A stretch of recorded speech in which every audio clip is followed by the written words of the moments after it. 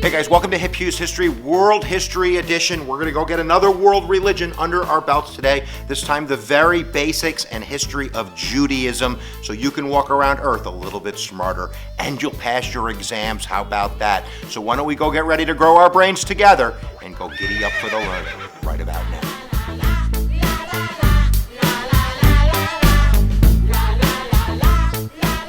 All right, guys, some very basics about Judaism. It's a rather minor religion. There's only about 0.2% of people on earth that consider themselves to be of the Jewish faith. That's about 14 million people, and 42% of them today live in the country of Israel, which you can see is on the eastern Mediterranean. And I'm going to call that Canaan many times. Canaan, there's the word right there, because that's the ancient word that refers to the land that the Jewish people believe was promised to them in what they call the Torah, the first 5 books of the Old Testament. We should get started off by saying that the reason we are studying a little bit about Judaism here, even though it's a very small religion in terms of numbers, is because it's very influential, not only in terms of kind of Western civilization and their outlook on God and such, but really it is going to be the roots of not only Christianity, but also Islam. So the 2 biggest religions on earth have their roots in the history that we're going to go over in a moment.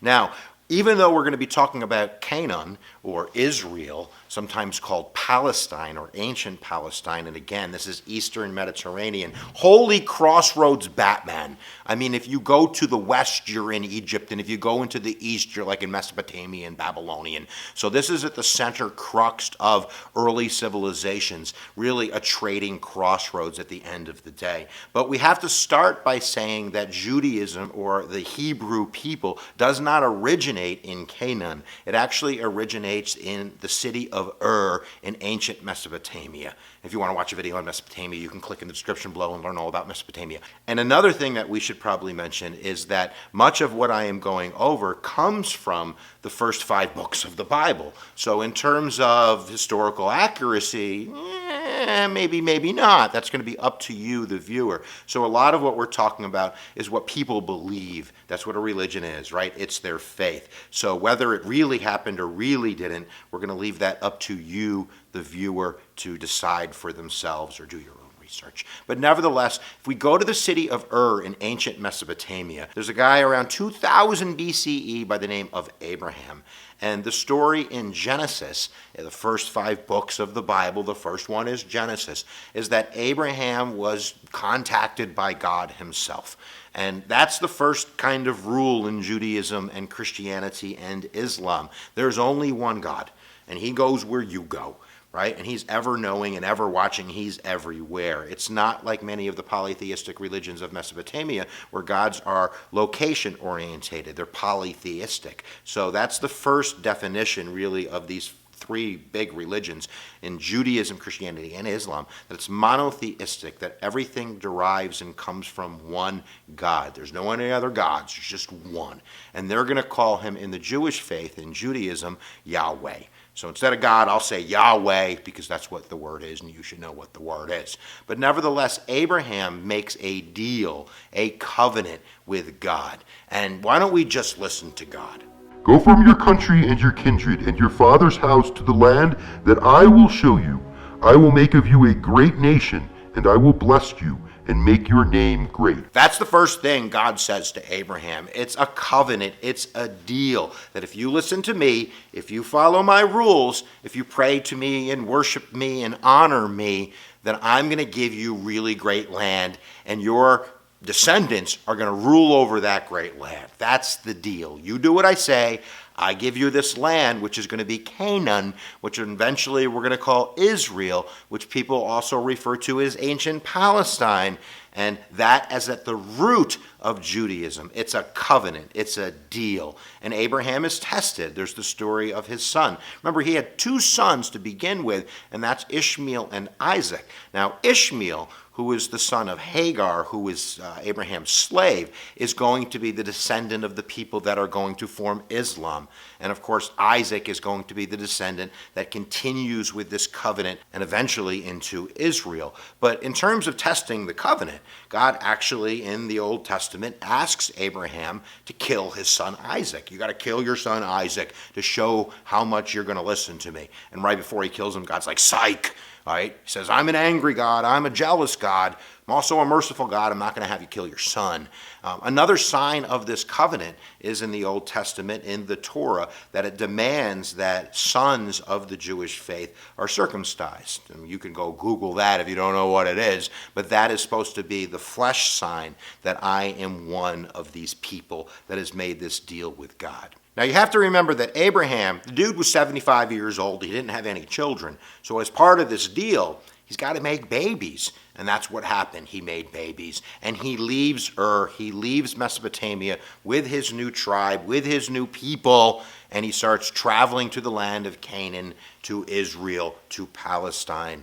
And the story is that for many years they wander trying to find their way. Eventually they find their way, but then they leave that area, the descendants of Abraham, because the land was arid and dry. There was supposedly famine and starvation. And they went across the Red Sea to Egypt to settle.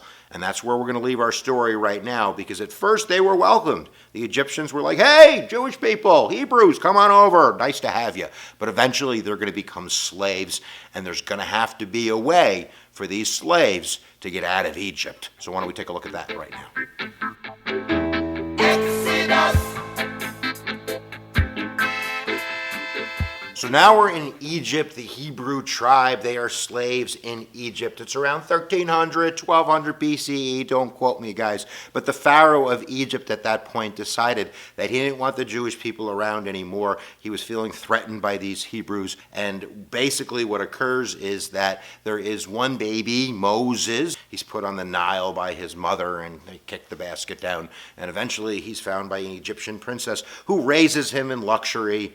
And eventually, as Moses gets into adulthood, God's going to point to him to be the leader of the Hebrew people, to lead them out of Egypt. So I guess when God asks you to do something, if you're Moses, you do it. And Moses, who was still connected with his Hebrew faith, takes the Jewish people and leads them into the Sinai Peninsula, leads his people into the desert, heading back towards the land they call Israel, where they're supposed to go make their kingdom. And we haven't mentioned this, but in the Jewish faith there is a belief that one day a Messiah will come and unite the Jewish people in the kingdom of Israel, and this Messiah will rule over Israel and create peace on earth. And this is the differentiation they have with Christians. Christians believe that Messiah was in Jesus Christ. Jewish people say, no, there was no united kingdom with peace on earth, so he was a prophet, he was not the Messiah. And of course, there's differing beliefs among different Jews about Jesus, but that's the basic plot. If you're a Jewish person, you believe that Jesus was a great prophet, but he was not the Messiah that was mentioned in the Old Testament. Jewish people are still waiting for that Messiah to come to bring peace to earth. But I get off track because something happened. When Moses was leading his people according to the Old Testament in the Sinai Peninsula, there's Mount Sinai, and Moses decided to go up and pray and such, and he finds these two huge tablets. And they're very important because they're going to make the formation of the 10 Commandments, which is really at the root not only of the Jewish faith, but of the Christian faith, of the Islamic faith in a sense, and of Western civilization in a sense. So we should probably say something about the 10 Commandments. And this is part of that covenant. You follow these 10 Commandments, and I'll give you the kingdom, I'll give you peace on earth, right? I am a jealous God, I'm a mean God, but I'm a merciful God. I'll give you stuff if you do what I say.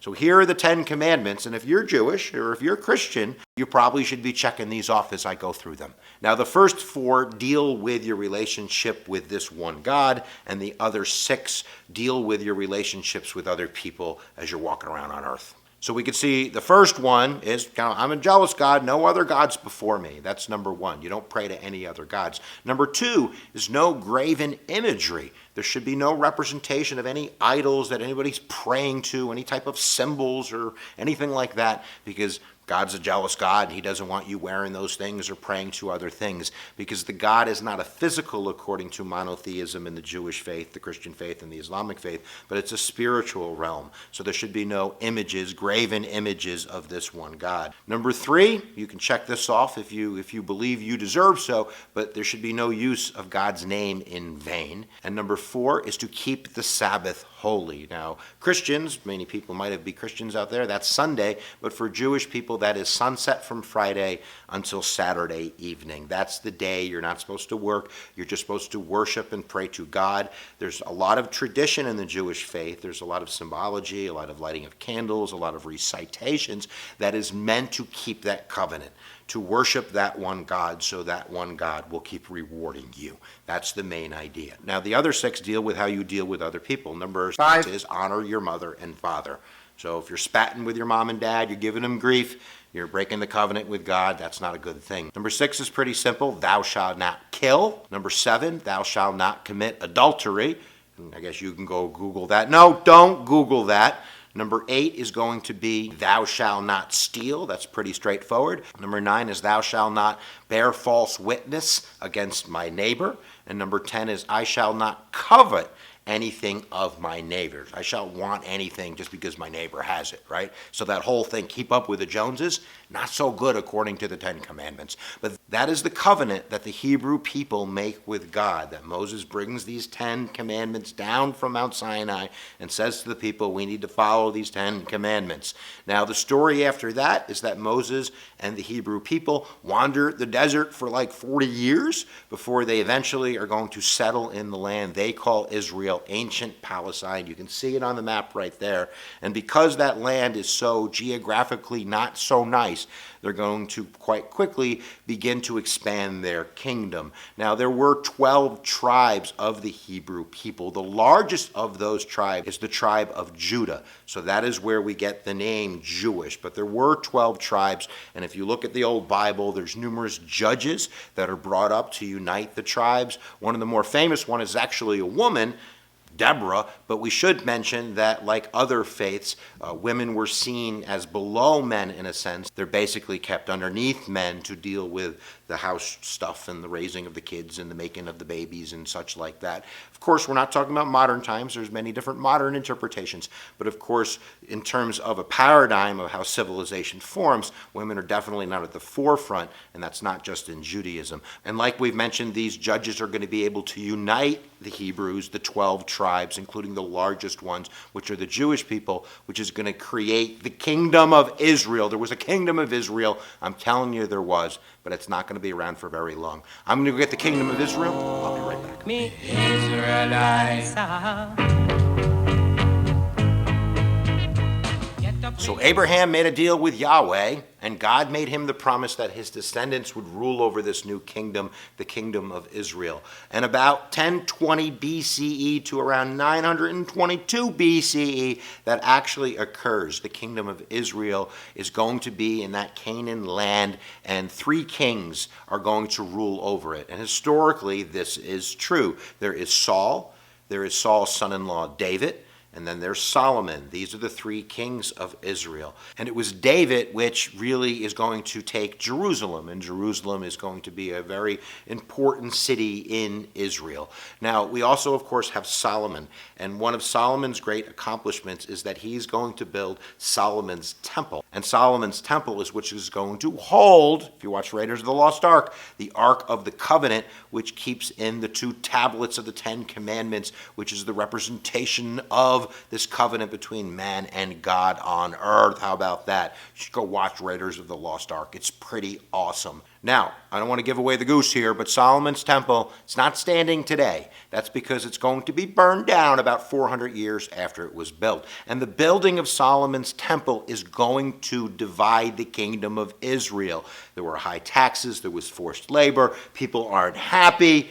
it's not so good. So we're going to get two kingdoms, in the north the kingdom of Israel, in the south the kingdom of Judah. And it's that disunity, that weakness, that eventually is going to lead to their invasion and their conquering. So from about 922 BCE to about 738 BCE, we have these two kingdoms that are a little bit vulnerable, and I hear some wolves, and they're coming for Israel.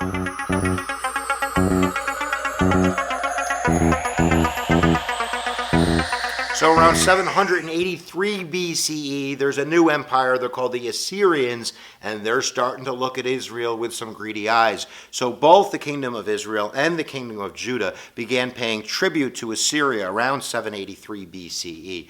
Around 725 BCE, the Assyrians didn't think that was enough, so they're going to have this siege at Samarra, which is the capital of Israel, and that's going to be successful, and the Israeli kingdom is going to fall. Now, the kingdom of Judah is going to last about another 150 years, but around 600 BCE, they're going to fall to the Assyrians as well. Now, the Assyrian Empire is quickly going to be evaporated by the Babylonian Empire. And around 586 BCE, that Babylonian Empire is going to capture Jerusalem, and they're going to take down the temple at Solomon, which housed the Ark of the Covenant.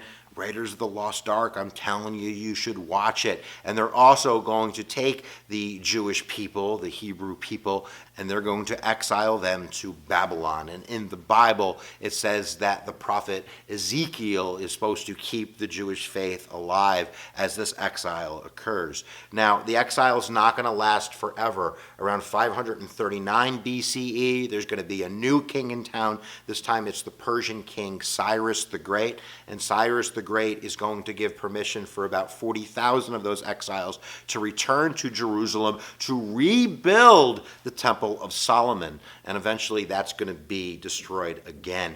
But it is at that second Temple of Solomon where we get that tradition of Hanukkah. It's called the Maccabean Revolt, and the idea was that the Jewish people were in this Temple of Solomon, and they only had enough oil for their candles for a day, but somehow the magic oil lasted for 8 days, and that's where you get the menorah with the 8 candles. Each one represents a day, and there's a magic candle they all light the other candles with. But that's about it, guys, for Judaism. We got the very basic beliefs down. There's one God. It's monotheistic. They believe there's a special covenant with their one God, and they will be rewarded eventually with a Messiah that returns to rule over Israel and brings peace to earth. That's the main idea. And the last thing I'll say, guys, is holy smokes, we've only scraped the surface. It's like that much? You only know like that much? There's so much more that you should probably find out. So go research, go read, go grow your brain on your own. And if you want to know a little bit more about the conflict that becomes known as the Arab-Israeli conflict, we have a video for you right there. It's down in the description below. So if you feel like it, you can go get her done too. I hope your brain's a little bit bigger. I hope when you're walking around, you know what you're talking about. And I hope you always remember, where attention goes, energy flows. We'll see you guys next time that you press my buttons.